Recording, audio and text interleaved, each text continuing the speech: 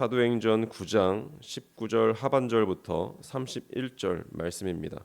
사도행전 9장 19절 하반절부터 31절 말씀입니다. 하나님의 말씀을 저희가 한 절씩 교독하신 후에 마지막에는 다 함께 읽도록 하겠습니다. 사울이 다메섹에 있는 제자들과 함께 며칠 있을새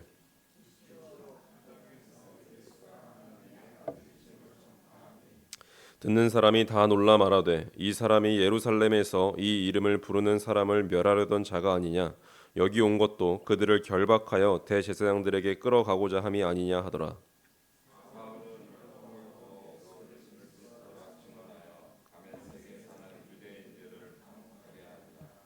여러 날이 지나매 유대인들이 사울 죽이기를 공모하더니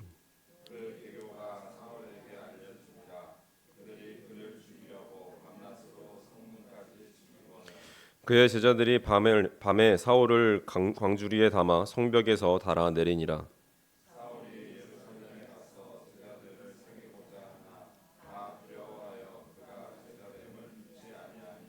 바나바가 데리고 사도들에게 가서 그가 길에서 어떻게 주를 보았는지와 주께서 그에게 말씀하신 일과 다메섹에서 그가 어떻게 예수의 이름으로 담대히 말하였는지를 전하니라.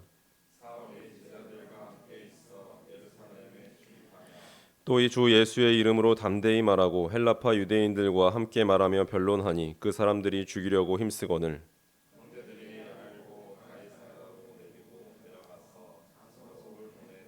다 함께 읽겠습니다. 그리하여 온 유대와 갈릴리와 사마리아 교회가 평안하여 든든히 서가고 주를 경외함과 성령의 위로로 진행하여 수가 더 많아지니라. 아멘.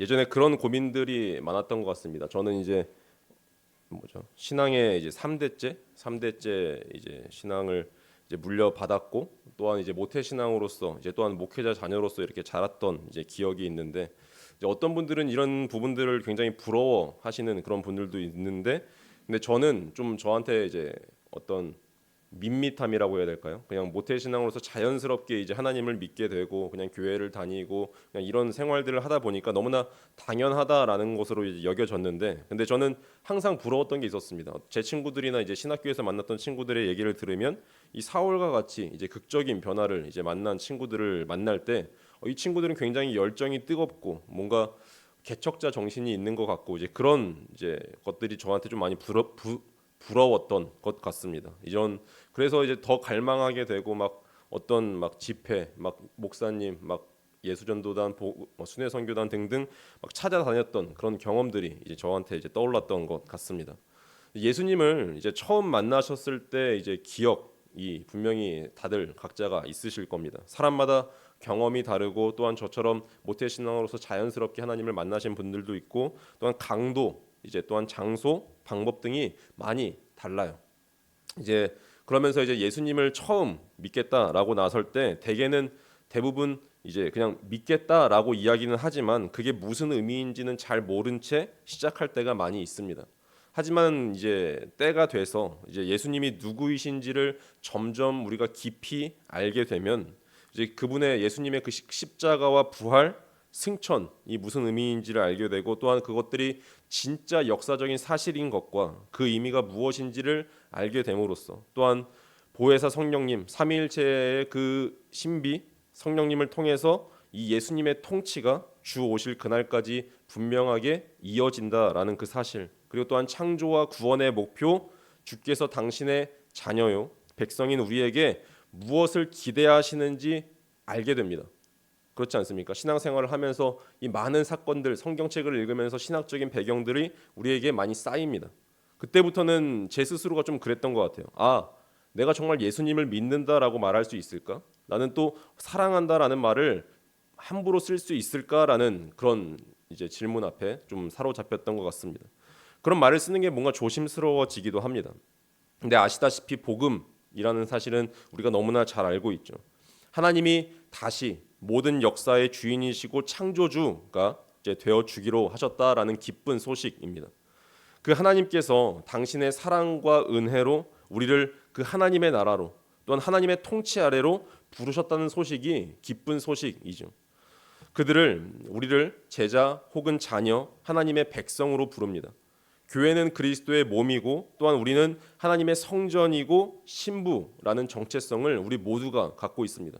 그래서 우리가 불리는 명칭이 있죠. 그리스도인이라는 그런 명칭입니다.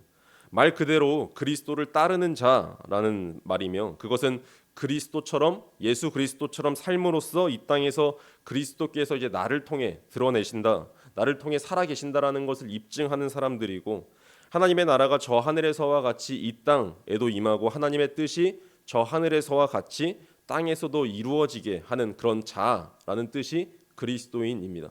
우리가 그런 명칭을 가지고 이 땅을 살아가고 있어요.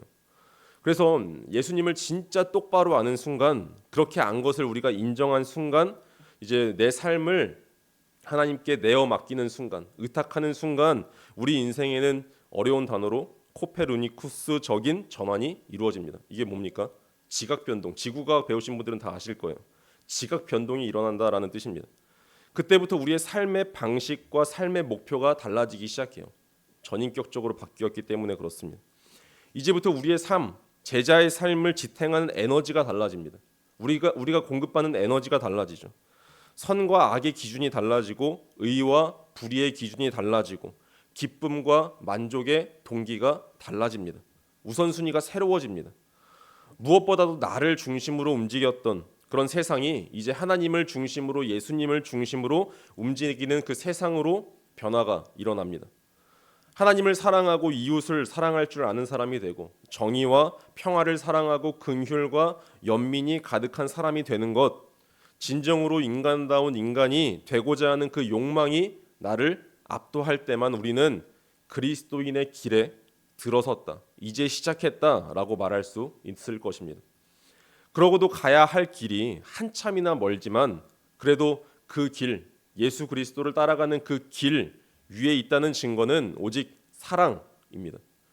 이 사랑이 없으면 그냥 우리는 어디서나 볼 수 있는 그냥 종교인이거나 그냥 신념이 강한 사람일 뿐일 가능성이 굉장히 높다라는 사실입니다. 참 그리스도인은 세상이 약속한 보상과 그들이 꿈꾸는 그런 낙원을 부러워하거나 거기에 가치를 부여하지 않죠. 세상을 우선순위 밖으로, 나의 우선순위 밖으로 밀어냄으로써 감수해야 하는 그 손해나 고난을 알면서도 그 길, 예수 그리스도께서 따라가신 그 길을 선택하고 그 불편함과 그 불온한 삶을 스스로 선택하였기 때문에 너무 크게 두려워하지도 않습니다. 고난과 그 어떤 상황들을요. 그렇게 우리의 부러움과 두려움의 이유가 달라질 때 세상은 우리를 점점 감당하지 못할 것입니다. 아시다시피 이 본문에서 등장하는 이 사울이 예수님을 만나기 전에는 정체성이 무엇인지 잘 아시죠? 바로 종교인이었습니다. 스스로는 굉장히 나 자신은 열정적이고 순수하게 하나님을 위하여 살아왔다라고 생각했지만 훗날 그는 바울서신에서 뭐라고 고백합니까? 얼마나 자신이 철저한 율법주의자였는지 깨달았습니다. 하나님의 은혜로 산 것이 아니라 그냥 율법에 의해 취해서 살아왔다라는 그 고백까지 하는 모습, 죄인 중에 괴수라라는 그런 고백을 하는 모습까지 우리는 바울서신을 통해 우리는 살펴봅니다. 그래서 오히려 이제 이 사도 바울의 생각을 한번 들여다보면 죽은 예수에게 자신의 전부를 다 거는 그 사람, 그가 마치 예수님이 살아있는 존재나 되는 듯이 충성하고 헌신하는 그런 사람들, 그가 보낸 그 성령을 통하여서 어떤 고난도 감내하면서 이웃을 섬기는 그런 사람들, 그러면서도 기쁨과 평안을 고수하는 그 예수쟁이들이 오히려 이 사울에게는 이단으로 보였습니다. 자기 힘과 지혜로 살던 이 사울은 나 자신이 정통이고 성령의 힘으로 사는 그 예수쟁이들은 이단이라고 여긴 것이죠. 그래서 예수를 죽였듯이 이 옛 헬라파 유대인 동료 스데반 집사님을 죽였습니다. 사울은요. 근데 그런 그가 변화하여서 자신이 핍박한 그 예수 그리스도를 전할 줄 누가 알았겠습니까? 오늘 본문에는 이 사울이 변화되어서 복음을 전하고 다니는 그런 사건들을 보여주고 있는 장면입니다. 그렇게 예수 그리스도를 전하고 있으니 오히려 유대인들이 당황했습니다. 그 사람들은 당황해서 나오는 패턴이 무엇입니까? 죽이자라고 합니다. 게다가 예수 그리스도의 제자들도 이제 사울이 사귀고자 이제 다가가니까 함께 있기를 두려워하였죠. 왜 그랬습니까? 죽일까 봐. 아이러니하게도 이 사울은 죽이는 자에서 죽임을 당할 자로 이제 변하게 되는 것입니다. 사울이 이 박해자라는 그런 정체성에서 박해를 받으며 사명을 감당하는 자로 이제 변하는 것을 우리가 보면서 무엇이 그를 도대체 만들었는지를 다시 묻지 않을 수 없었던 것 같습니다. 부활하신 예수님과의 만남, 이 만남, 그로 인한 예수님에 대한 바른 이해, 복음에 대한 이해, 그것이 그의 삶 전체에 지각 변동을 가져왔던 것이죠. 그래서 사울은 그것을 멈추지 않고 그냥 아는 것에 그치는 것이 아니라 자신의 구원자 그 예수 그리스도를 담대하게 전하는 모습을 볼 수 있게 됩니다. 말씀을 정리하겠습니다. 오늘 본문을 묵상하면서 저는 스스로에게 계속 질문했습니다. 왜 나의 삶은 이렇게 밋밋할까? 왜 복음을 위한 삶에 나를 좀 더 열정적으로 나 자신을 들이지 못하고 복음의 역동성과 급진성, 혁명성을 나는 보여주지 못할까라는 그런 묵상을 계속했던 것 같습니다. 제가 그 복음의 야성을 잃어버린 이유가 무엇인지 계속 주님께 물었습니다. 저는 그래서 하나님께서는 이 사울을 통해 말씀해 주셨어요. 이 사울은 자신의 전부를 걸었던 그 복음과 부활의 예수님과 성령님을 저는 사울처럼 그 권위 그대로, 그 영광 그대로, 그 진리 그대로 수용하지 않았기 때문에 저는 야성을 잃어버렸습니다. 박해자 사울을 사명자로 바꾸신 그 주님은 그때만 일하시는 것이 아니라 지금도 오늘도 나와 우리와 함께 하시고 우리를 돕고 계시고 우리에게 계속 도전을 하고 계십니다. 그 한 사람을 통하여 하나님은 사도행전을 계속 써내려 가시고 교회의 부흥을 이루어 가시는 분이시죠.